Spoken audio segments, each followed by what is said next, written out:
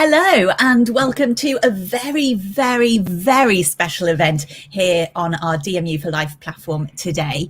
This is a very special event because it's bringing some of our incredible alumni to talk to our current students and lots of other people as well. My name is Sarah Jones. I'm Deputy Dean in the Faculty of Computing, Engineering and Media and an Associate PVC for Education. Now, our faculty is very interesting. We've got computing, we've got engineering, and we've got media. And what's really interesting about that mix is that it all comes together in really interesting ways. It's very creative. It's full of curiosity and full of thinking about how things are going to be in the future. Now, all of our students need to start thinking about where they're going next. What happens at the end of their time at DMU. So we're so lucky to be able to bring back some of our incredible alumni to talk to our students today. Over the next hour, we'll be asking them lots and lots of questions about their time at DMU, how they got to where they are now, and where they want to go in the future. So I'm sure it will be a very inspiring hour for all of us. I'm going to start by handing straight away to all of our alumni to ask them to introduce themselves and tell us a little bit about themselves now. So Leslie Ann, you are in the top of the corner on my screen, so I will start with you. Sure. I'm Leslie Ann. I'm a project management professional in engineering and a bit of supply chain now as well. And I'm actually currently with Irving in Canada. But yes, I have a passion for STEM, and I suppose I'm here because I just want to just let people know that, or let students, graduates, and early careers know that it's a really good industry to be in. And as we talk along, you'll get to know more about my career journey. It's fantastic to join us from Canada. So thank you very much. Very early in the morning, I know. So thank you. Jo, next. Jo Mawbey, off you go. Yep. Hello, everyone. My name's Jo. I've been working in the tech industry now for nearly 9 years, so a lot of experience and lots to talk about. So yeah, like Leslie Ann, really enjoy getting involved in lots of STEM and, get involved, getting people, inspiring people, things like that. And yeah, we do a lot of things like that at my current place of work. So really can't wait to share it all with you all. Thank you. Fantastic. Abigail. Hi everyone, I'm Abigail.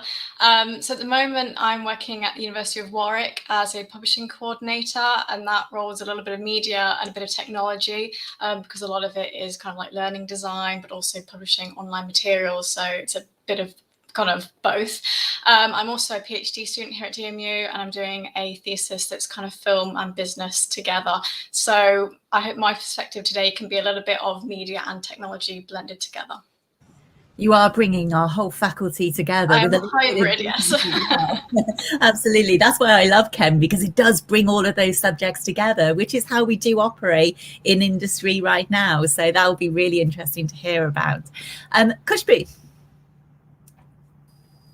Hey everyone, my name's Khusbu. I'm currently working at Avanade as a DevOps analyst. Been in the industry for about, I want to say, 4 years, and looking forward to answering any questions that you have. Great, thank you. And last but not least, Rhiannon. Hi, I'm Rhiannon. I'm interim quality and technical manager at Amcor Flexibles. I've been working in engineering in all sorts of different areas for about 9 years now. We have so much experience from you all, which is going to be so great for our current students to hear. So I am going to start with that first question. I'm hearing a little bit about your journey and what inspired you to choose that route and that career. So Rhiannon, I'm going to shake it up and start with you. Okay, so I've always enjoyed sort of taking things to pieces as a child. So I kind of naturally sort of went towards the sciences because that's the only place where you can legitimately take things to pieces. And then kind of from there ended up in mechanical engineering because it was the one that interested me the most. So I ended up doing a lot of open days, went towards mechanical engineering, decided that I didn't want to have anything to do with cars, ended up running Formula Student anyway, and had a lot of fun with that. And from there I realized that I didn't want to sit behind a computer all day. because a lot of the design jobs were all, you sat there all day. I can't stand sitting still. So you'll see me fidgeting a lot, I'm sure, over this next hour. So I found a job in reliability, which was testing and engineering and working out quality for life. And from there, I've moved, that was on boilers. Then I moved into track systems, which was so big mining machinery. And now I've moved into being senior quality engineer and now quality manager with plastic film. So very varied. I don't seem to want to stay still with anything. Has that always been a big driver for you, just being able to keep busy and have things constantly changing? I love to kind of constantly be on the move and be able to do a bit of everything different during the day. So being in something like engineering and specifically quality means that I can go from one minute I can be dealing with Excel and dealing with numbers, and the next minute I'll be running into the factory to deal with issues, and then I could be measuring something. So I'm constantly doing something different. All right, great. Khusbu, you're up next. What's taken you on this journey? What's inspired you to get here? I've been probably, I think I grew up in the technology boom, so I've kind of seen it from when things are very manual. You had those massive, I think, CAM computers, and I've seen my brother working on them. And then now we've gone to like thin laptops and iPads, and everything's just a lot more automated. So I've seen the kind of boom, and that's something that's always interested me from probably the early starts of my education.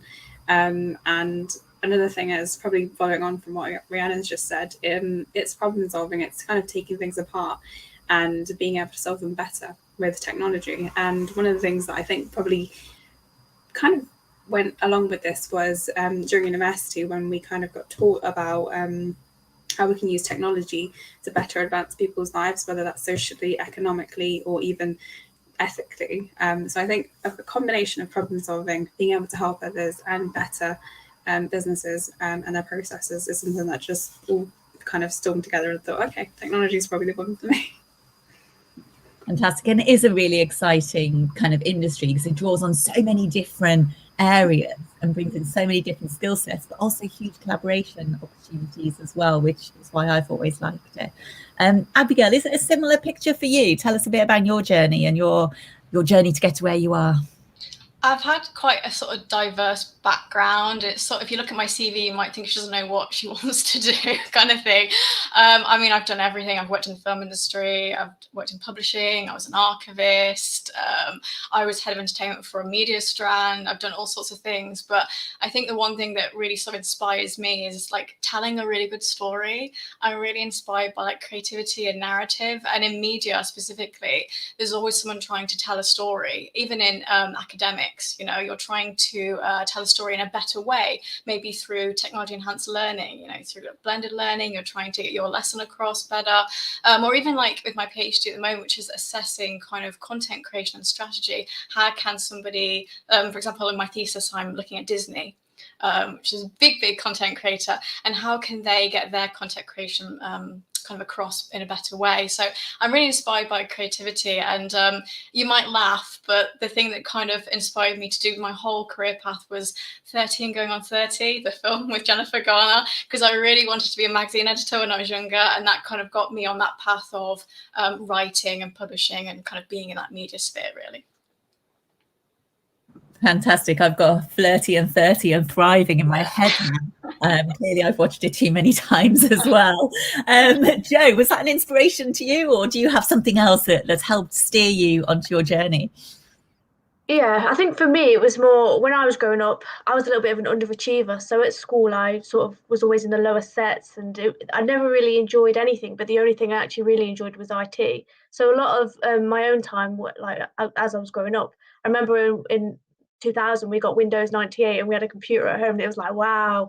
So I just literally spent all the time I could on that, like just playing with software packages. I didn't know what they did. I didn't know what Excel was. I didn't know what anything was. I was just messing around with it, trying to understand how it works. And yeah, I used to create things like spreadsheets, catalog books, passports, things like that, just things that me and my sisters would use as kind of role play things on there. So that's what got me interested in IT. And I didn't really know at that point that it wasn't really something that many women did get into. So when my careers advisor said to me, what do you want to do? to my mum, I would say, I'll work in a shop. That's something, because for me, that was all I was capable of at that point. And then since then, I've obviously learned that that's not the case. And actually, if you stick to something that you're really good at, you can go far in that. So I've really enjoyed what I've done so far. But the main thing that inspired me was, just getting that computer at home, it being something new, it being something different. And nobody else was really getting into it, especially not girls. So yeah, it was great to sort of get into that. Fantastic, thank you. And last but not least again, Leslie Ann. For me, it wasn't such a direct route to say I've always known I wanted to go into engineering. It's just something where my mentors inspired me. So after I did my master's, there were so many mentors. I had 3 mentors, one as a project assistant, another as a project engineer, and another as a C-suite executive in commercial in the oil and gas field, actually. So just seeing what they were doing. So for me, it was about seeing the impact that they had with their projects and everything that they were involved in. So when I came in there, for me, what inspires me about the whole sort of projects that I work on is seeing the end product, seeing it come to fruition from a drawing all the way through to, the product being out there and the impact it's had on people's lives and how it changes the way things happen. So for me, I'd say it was my mentors that inspired me to get in here and go into the likes of conferences to actually see and have a feel for products and how things work. That's really interesting. We'll come back to some of that, because I always think having people that inspire you is really important. So we will come back to that. I want to go back to your time at DMU. And it's great that you're here. And I'm sure you're very, very proud to be a DMU graduate, as we are very, very proud to have you as our alumni. But for our students who are watching this, that they're probably thinking, oh, I'm never going to get anywhere, which was always in my mind when I was a student. So what were those key lessons that you learned at your time at DMU? It could be a social thing, it could be part of your course, but what were those key kind of moments for you during your time at DMU that have really helped inspire your career? Abigail, I'm going for you first. I think for me, when I was doing my studies, I always tried to remind myself to have quite a strong belief in myself, because like you say, you can get quite sort of, I call it like the inner saboteur that comes out and says you can't get something after you get your degree, or, you struggle throughout your studies. And I was really lucky. DMU is great for opportunities it gives you. So I went on 2 DMU global trips. I went to Hong Kong for a film festival, and I also went to Berlin. So I got to have some opportunities there. And that kind of inspired me to be able to think, oh, there is more to life outside of Leicester type of thing, and I can be able to spread my wings a bit more. But also I was able to get 2 sort of internships as well. Actually 3 internships through DMU. So I had one where I was a curator for a filmmaker called Peter Whitehead, and I worked for 6 months on kind of working on an archive of his work. He used to sort of do documentaries for people like the Beatles and things like that. And then I also worked at a music licensing company where I would then sort of source artists for Netflix shows, and I did that for maybe like a month or 2. And then I did something completely different, and I worked at an Indian dance company in Birmingham, and I wouldn't have been able to be where I am now without the opportunities that DMU gave me. And so they really helped me believe in myself by supporting me. So it's not just the external things that you get from the university right now, but also how you feel internally and how you feel your own belief and how you feel good about yourself. So I would say that, although it is a struggle, it might feel quite scary now. It's just to always have that positive mindset and to know that there is something outside of yourself as well. If that makes sense. Yeah, absolutely. And I do think all of the opportunities are so great for students, and it's really important to take advantage of all of those. Jo? Yeah, I think whilst at university, there wasn't as many opportunities that they have now. So it's actually since leaving university, I've done a lot more with De Montfort than I did when I was at university. So being involved in Square Mile India, going to New York on one of the alumni events, things like that, and also getting involved in employability mentoring as well. So they're all things that I would encourage the students to get involved in. So especially with employability mentoring and just getting that kind of understanding. But I think whilst at university, one thing that I really did learn is making sure you plan. And actually when it comes to, I know it's very stressful when it's final year and you do your dissertation, everything like that, make sure that you really plan for what's next. And I remember having a spreadsheet And I think at one point it was like jobs that I'd applied for, and it was something silly like 70 jobs. And I'd give myself a deadline each week to apply for it, because I knew that I didn't want to fall down that hole that quite a lot of people can, is they just stop after uni and then they don't pick it up again and they don't quite follow the area that they've been in. So I was very sure to make sure that I actually did plan for it, to make sure I actually got a scheme that I wanted to get into. So I think it's the key things is getting involved as much as you can whilst you're at university, but also make sure you plan for what you're going to do after university. Okay, great, thank you. Khusbu, what about you? What helped you in your time at DMU, or was there one lesson that really helped kind of set you on your career path? I think for me, I was really lucky in terms of there were so many things going on during the 4 years that I was at university. I had so many experiences, so many people, and that includes we had really supportive tutors who were kind of like, go for it, even though you are a woman in tech, and you are probably 5 out of 90 students, well, you're 5 out of 90 women in the whole class. It wasn't like, oh, being a woman should restrict you. It was, go for it, you know, you can do this. So I would say supportive tutors, having the extra kind of plus ones in the form of Square Mile, which was a way of kind of finding out what else was out there apart from your course, getting those interpersonal skills, and just building your network a bit more.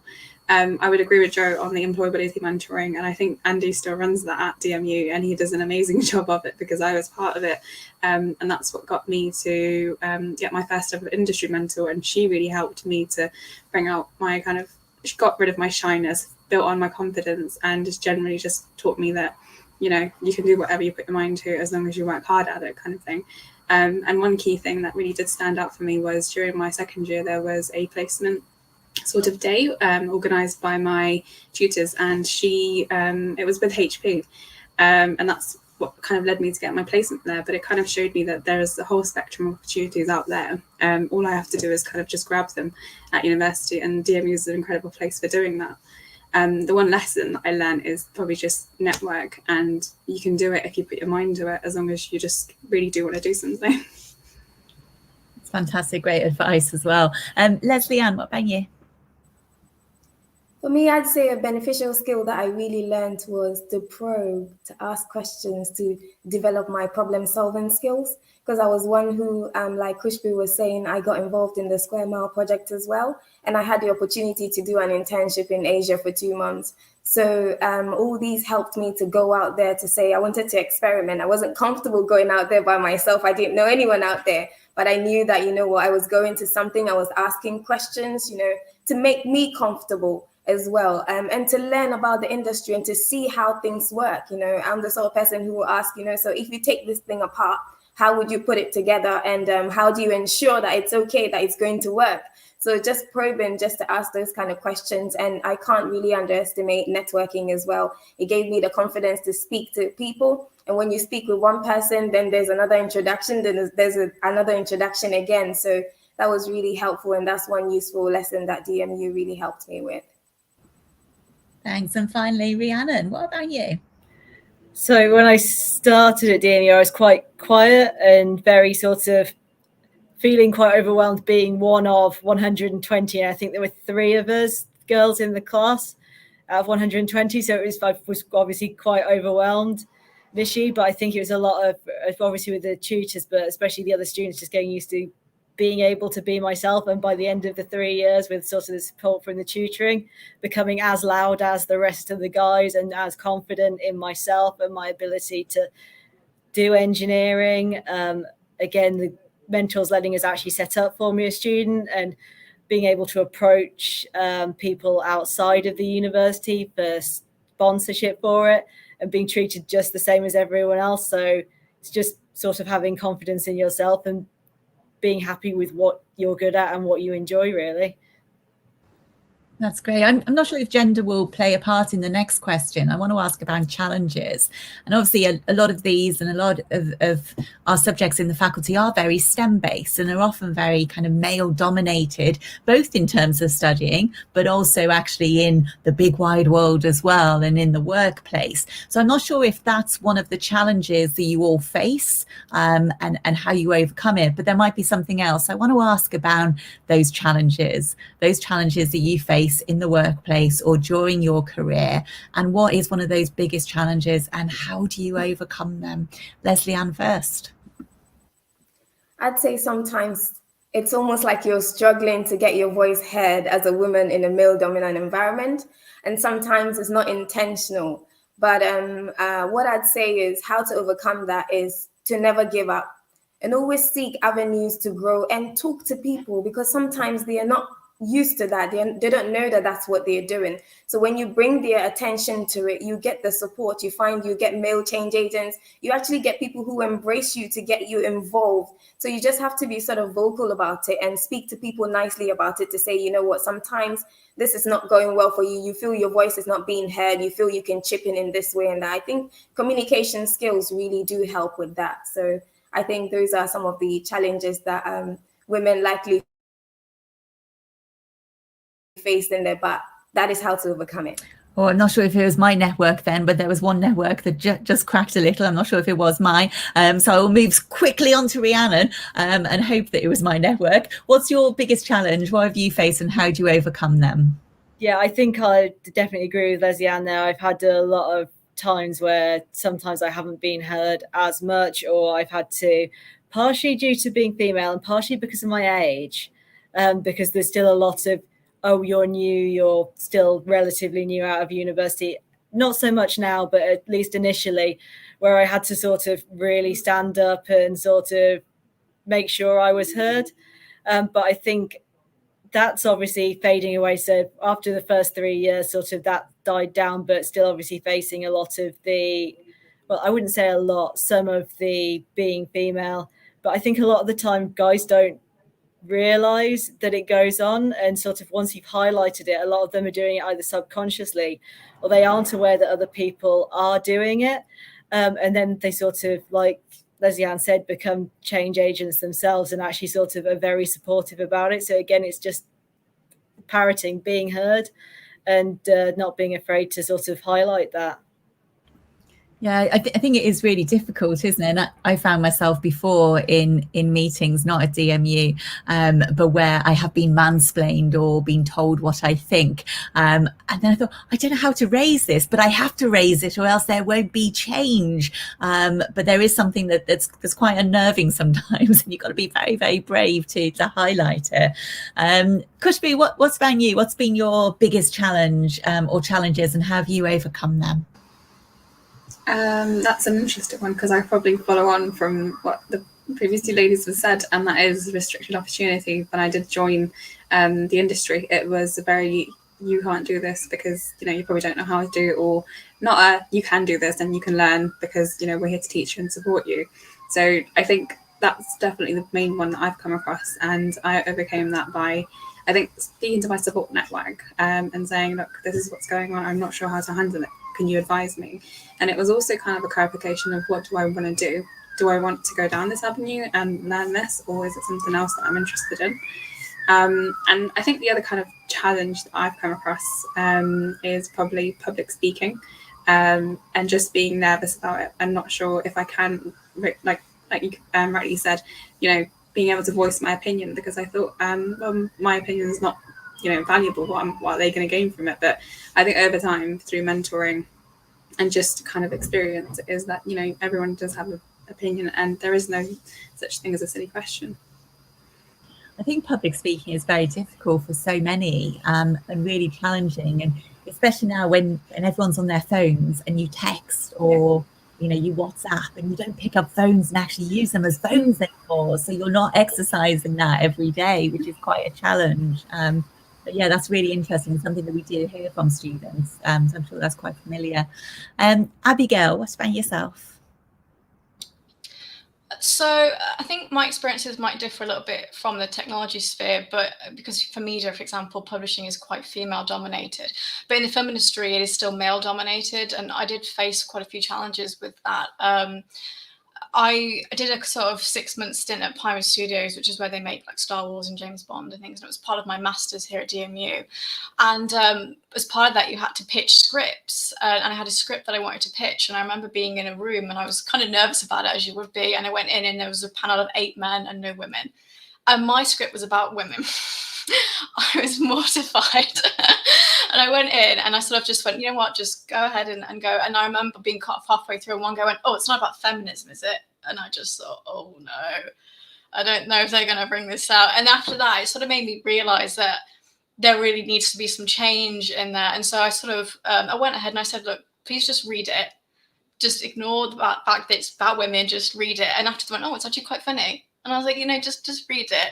And so afterwards, I was kind of put up against me and another male counterpart. We were going after the same production manager role, and we didn't have the same experience. I'd say we had the same sort of level of knowledge, but I had slightly more sort of managerial experience, shall we say. And I didn't get the role. And after I asked and said, you know, is there any reason why? He went, oh, it's just your age.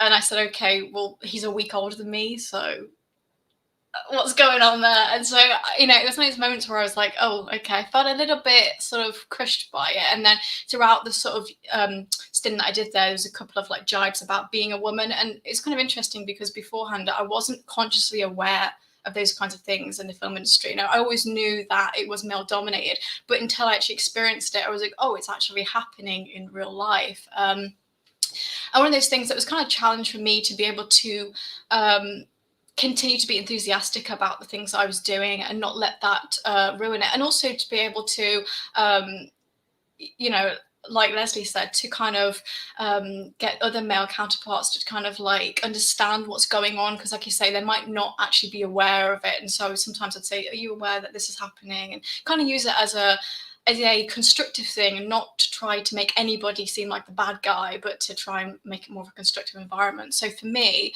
in the film industry specifically, I have faced quite a few challenges with being a woman. Sounds awful. I'm interested in the script though. I'd quite like to read that. It just sounds very entertaining. Jo, how about yourself?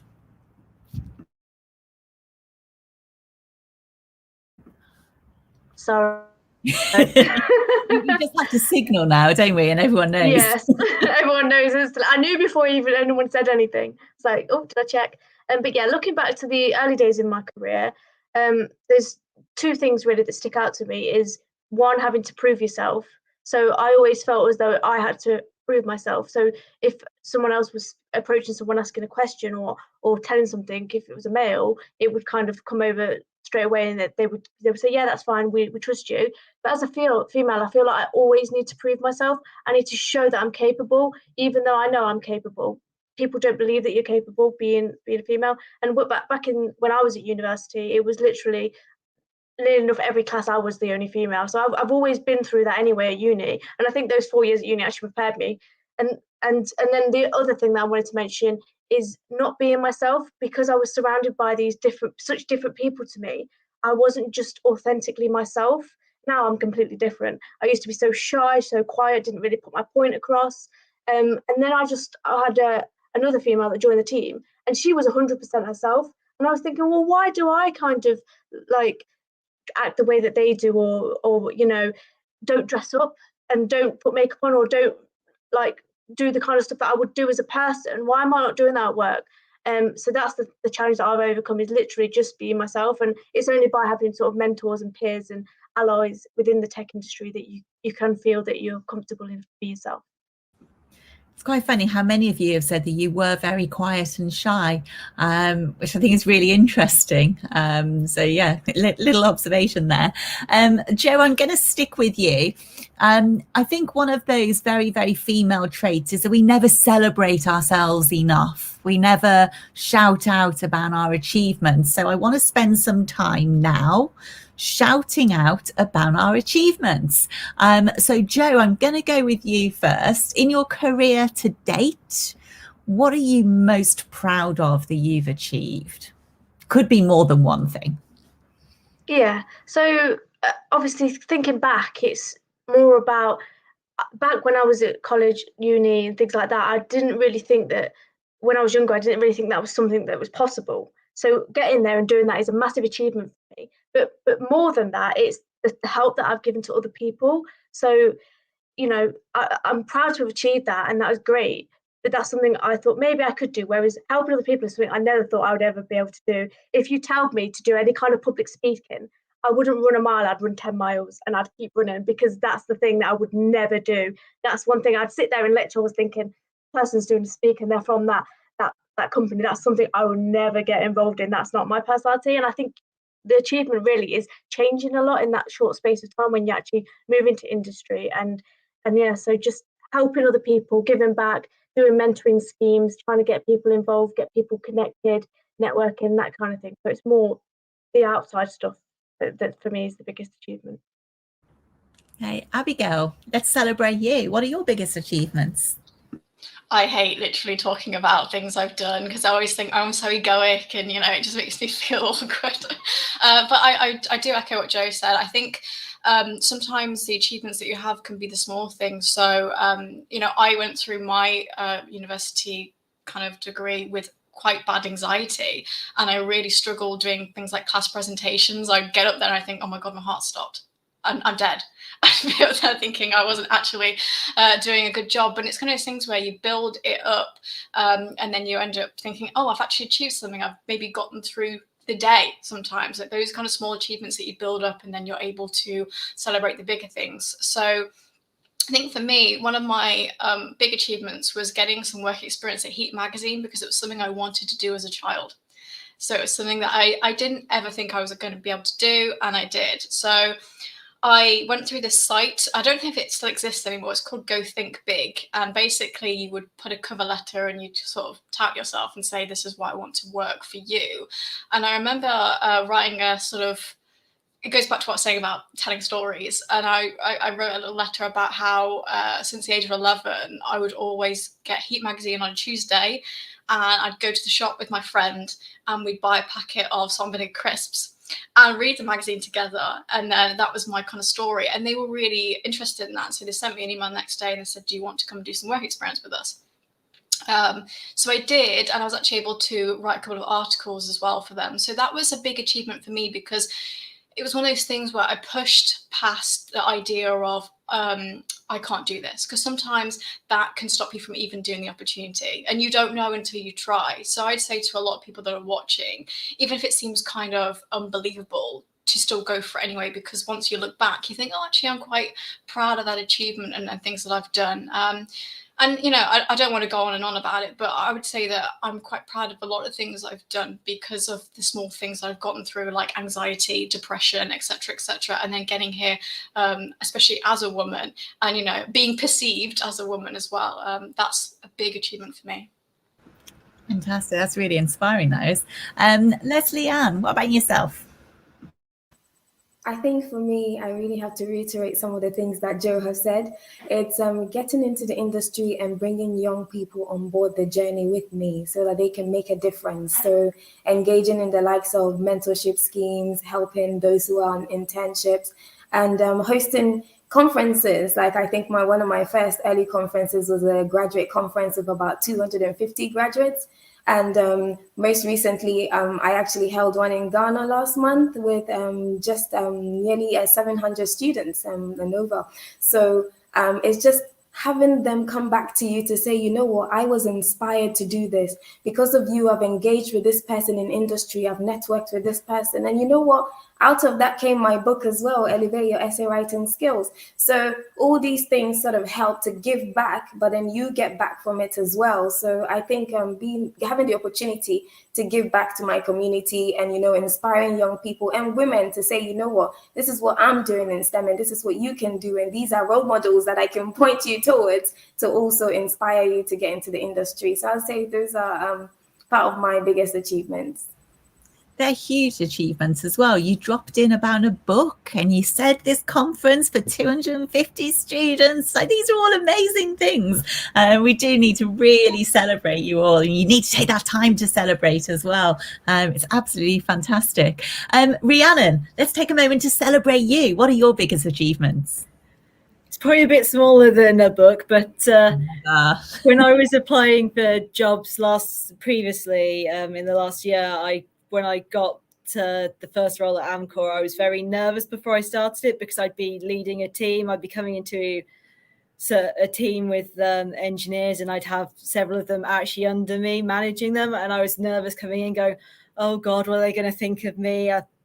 girl coming in, managing them. I was really, really nervous about it. Turns out the team was excellent, but in the last few months, I've actually been approached to then step up again by the company. And it was that, even temporary, and it was that moment where I was approached and asked, just that moment of, oh, wow, I think I can actually do this. And I think that was always like a personal achievement for me, because it was sort of like that light bulb went off. Like, actually, I've done something well here. Absolutely. Well done. Congratulations. Khusbu. I can't beat any of these, and I don't want to. I'm actually feeling inspired by them right now. So for me, I think my proudest moments would be, I'd start with the academic ones and actually saying completing my bachelor's, because there were moments when I thought, I don't understand what data mining is, or I have no clue what this lecture is on about. What if I get asked this in my exam? I think that is probably for me personally, one of my biggest achievements. And it's a graduation day and just thinking, yeah, you know what? I made it. 4 years, but I made it. That's one of my key ones. And I would say, just echoing what the ladies have been mentioning, which is growing in confidence, growing in public speaking, and just having a bit more, I think self-esteem definitely comes into this, and you develop that as you go from university, as you go in your career. I think just small things like that, and I wouldn't even say they're small, to be honest, they're quite big. Just growing in that way has been one of my proudest achievements, and I'm doing, like the ladies on the school, I'm doing things I thought I would never be able to do. If you saw me 5 years ago, I would be shy, I wouldn't be able to talk, and I'd just be very, very quiet because I thought, I don't know what I'm doing. Now it's kind of like, what's the saying? Wing it. Just wing it until you make it, pretty much. Fake it till you make it. We've got all of the things coming out today. It's brilliant. I think you're all fantastic. You've achieved so much, and I know how inspiring you all are to each other, to myself, and obviously to our students as well. So thank you. All of you have pretty much mentioned the importance of networking and also mentoring. Either mentoring yourself or having those inspiring mentors. And I think that's really important. But for some of our students, they're probably thinking, how do I find a mentor? How do I find where to network? What advice have you got to give on kind of seeking out those opportunities? Rhiannon, you're going first this time. To be completely honest, it's just talking to people. It sounds stupid, but it's just a case of making that first connection, just talking to anyone, and just putting yourself out there. I think instead of just sitting back and going, how do I do this? It's just going, right, there's an event on at the SU. I'm going to go. I'm just going to see how it goes. And you don't need to get anything out of it that first time. So that first time can just be experience and just learning how to talk to people, but just keep going and just keep putting yourself out there, really. Great, thank you. Leslie Ann.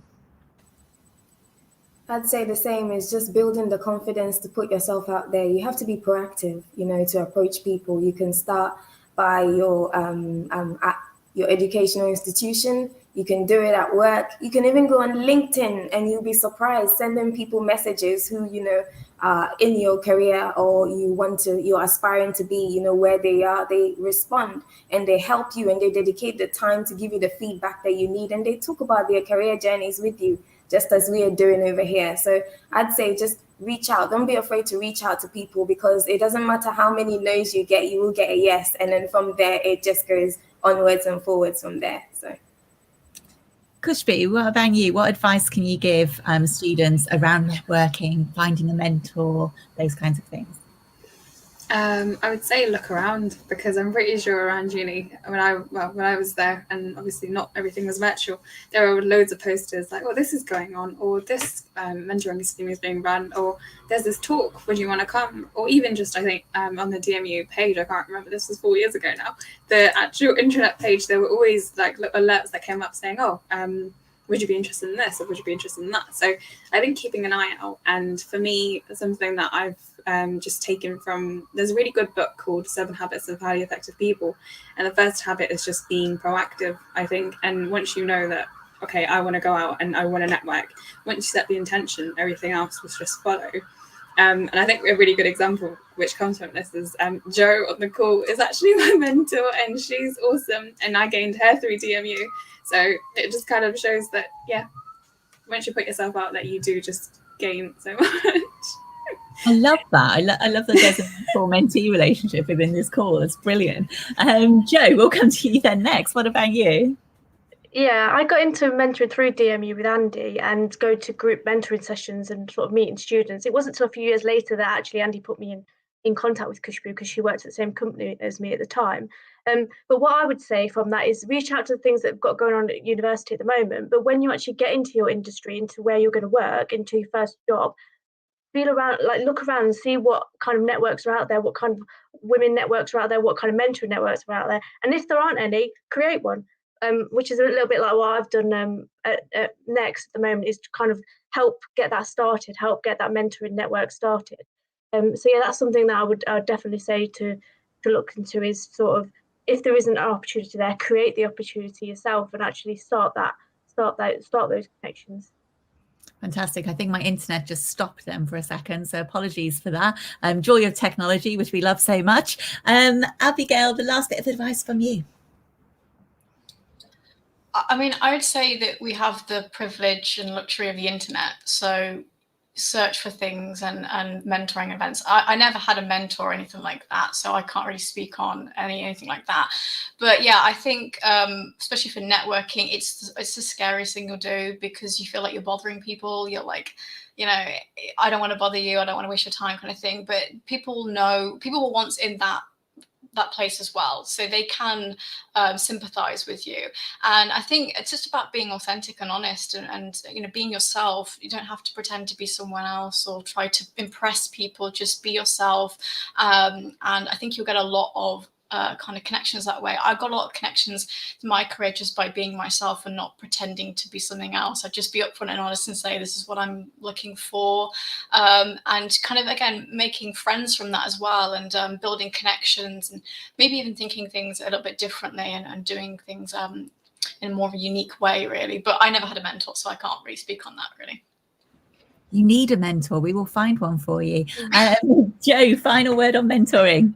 Yeah, I just wanted to quickly say about, if you are struggling, there is the Women in Tech community. So the Women in Tech do a mentoring scheme, which is really great. I mentored. You can sign up to be a mentor or a mentee, but on that I mentored a lady from Argentina. So now, obviously, with working from home and always being available to do these kind of things, you can do it all around the world with many different people. So check out that's a really good site for mentoring.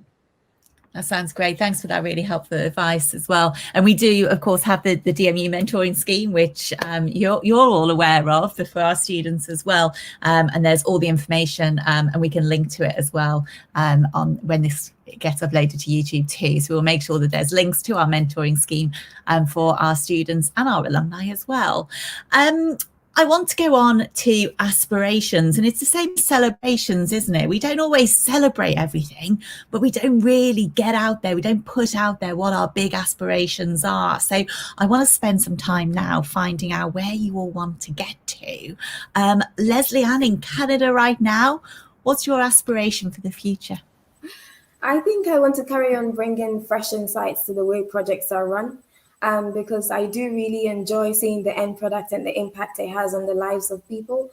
But on a personal note as well, I'd like to bring about personal projects, because I'm really passionate about helping young people, graduates, and early careers to get into the STEM industry, and just to get on in academia and their workplaces in general. So I think I would like to develop some great projects around there, just to make them comfortable and to birth their visions and to find their purposes as well. So God, I hope God helps me with that, because the next generation have a lot of accomplishments to achieve, and they can really do it. So thank you. I do also think, like, the last couple of years with the pandemic, it's been awful for our students, absolutely. But I think it will really help kind of give them that ability to articulate and be able to show how they've had to adapt so much to change. We all have, but for our students, they've really had to adapt to a completely different way of learning and assessment, networking, and all those things are really unfamiliar.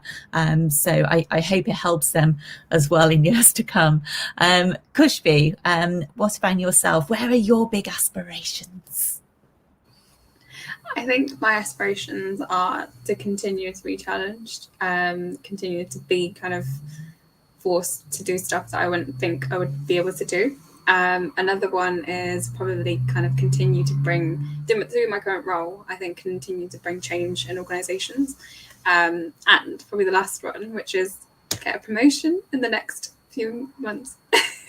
That's my main ones at the minute, short term. I like that. I like that positivity, and I'm sure we will all celebrate you when you achieve that. Jo? Yeah, I think at the moment, one of my main aspirations is changing the culture within the tech industry and challenging stereotypes, which is something I would never have done in my early days. I wouldn't have said anything. I would have just listened to those kind of comments. But I think it's really important that we actually challenge those and challenge those stereotypes. So for me, in that way, that's where what I want to achieve. But then career, I still think I'm at quite early days. There's still a long way to go. So I've always got a career plan. I've always got what I want to do the next 3 years, next 5 years, and have a plan written out and know what I want to do and know how I want to get there. So it's just kind of continue growing my career to the next level. Okay, thank you. And Rhiannon, you've just had your promotion, so what's next? Well, obviously, this one's interim, so fingers crossed it sort of sticks or that I keep at this sort of level. But to be completely honest with you, I just want to keep learning. I just want to keep experiencing the industry. It'd be great if I could keep being part of departments that are a safe space for everyone. So keeping on being in places or promoting places where you can just be open and be yourself, really. Fantastic. And Abigail, you've had that diverse career and you're doing your PhD as well at the moment, but what are your big aspirations? To finish my PhD, to actually complete it, that would be good. I'm doing it part-time at the moment, so hopefully I can get it done. I'm in my second year at the moment, so hopefully I can get it done in 2-3 years. So yeah, I'd like to use my PhD to teach and help others grow as well. I'd really like to use it and incorporate it with my writing skills and, work for a kind of media outlet where I can talk a little bit more about things like film economics. And there's a couple of media outlets out there like Variety and the Hollywood Reporter that would be like my big goal in life. But I also think it's okay to not think about the future too much and just to focus on where you are right now, because sometimes it can give you anxiety thinking about where you're going. But I'd like to continue to do that. I'd like to I'm doing a BSc Foundation in user experience at the moment, so I'd like to complete that as well, and finish the book that I'm writing.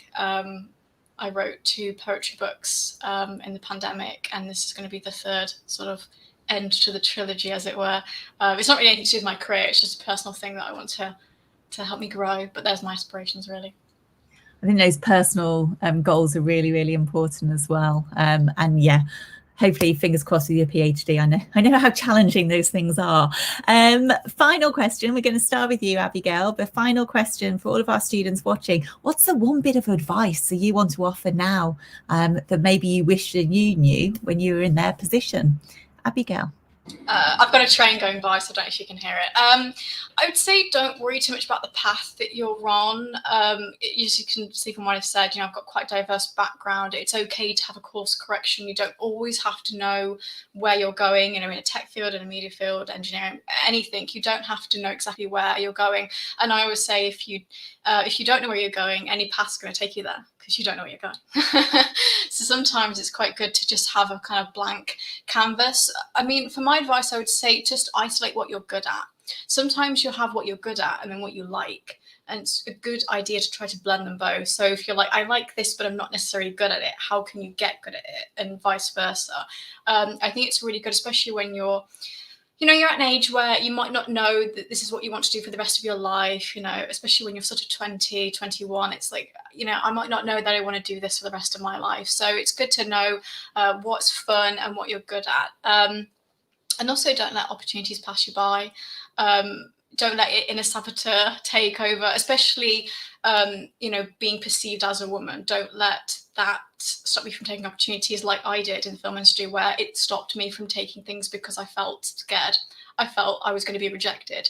And I wish I hadn't done that. So my advice would be to just power on through that, because you don't know what's going to be waiting on the other side. And that positive mindset will really help you through things. And just be kind and authentic. That's my advice. Great advice. Rhiannon, what's your advice? I suppose my biggest advice is sort of the biggest barrier out there, even though there are sort of challenges with being in engineering and STEM, is the biggest barrier is normally yourself.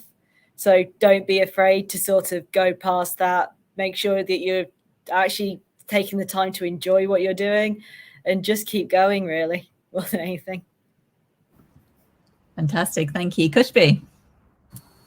I would echo Abigail and Rhiannon, and just say, don't think about it, just do it. And wait, there's nothing to lose. I think when you think about something and you think, I could do this badly, and I'll get this sort of feedback, or I'll lose this, or anything like that. I don't think there is any such thing. It's just you'll gain something, you'll gain insight into you'll gain insight into something you might want to do or not do. And it's an opportunity for you to kind of explore a part of yourself that you wouldn't have done if you hadn't just gone for it.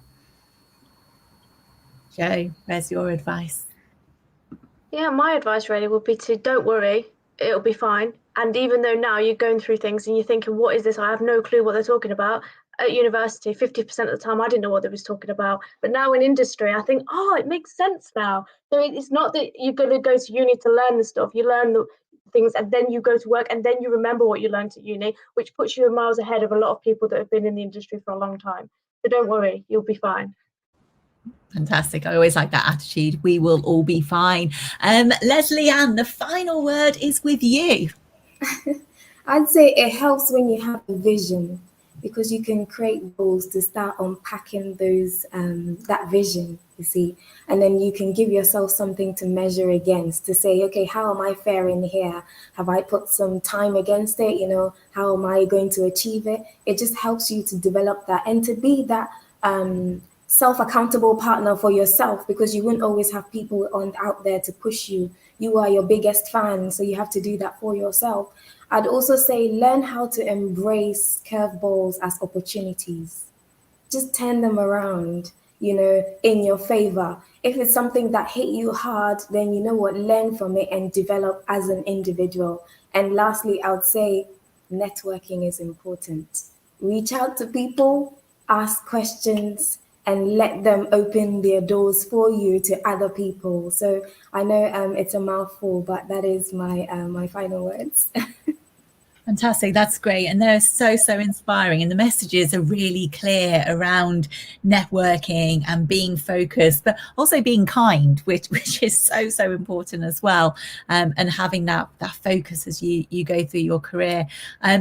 5 exceptional graduates, our alumni that we are very proud of, that I know you will have helped so many students here today and when they catch up on this as well. There are a couple of questions and comments in the chat, and also the information about our mentoring is also in the chat as well. There is a question around offering workshops or visits, because it has been really difficult. So I'm not sure where organisations are placed now.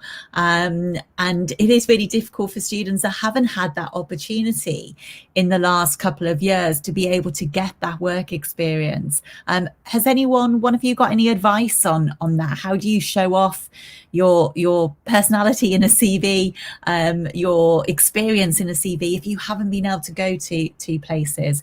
Anyone got any quick thoughts? It might be something that we want to go back to. I can jump in if you want. Thank you, Leslie. So I'd say, sometimes, like you said, we are uncomfortable about talking about our achievements. But what employers are actually looking for is what you've done that's different. It doesn't matter whether you want to go into STEM and you've got the experience in retail. What are the transferable skills that you can put in there so that they can see that you're a people person, you can communicate, you are a team worker. So just try and put in those achievements and try and target the organizations and understand what you're looking for, because sometimes we are oblivious to what we are looking for, so we just do general CVs and, general cover letters and just send them away. But, they talk to each other, so they will know that. So just take the time to get to know the organization, and then also what you can bring to the organization. That's fantastic. Amazing advice there. I thought we were finished and the advice just keeps on coming. So thank you ever so much. Do check out the website, DMU for Life, where recordings of this will be available, but also lots more events going forward. And we will be getting more events back on campus as we do move forward, which is great. And it's great to be back on campus. So from me and all of you, thank you so much for being here. Thank you so much for offering and giving up your time to help our students today. Thank you very much. And remember to check it all out online later. Thank you and goodbye.